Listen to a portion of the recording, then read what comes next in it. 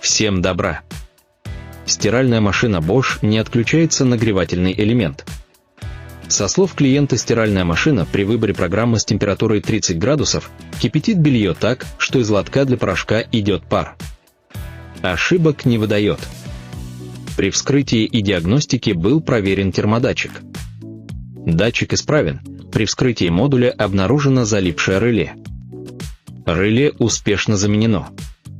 Машинка проверена, ТЭН отключился при нужной температуре.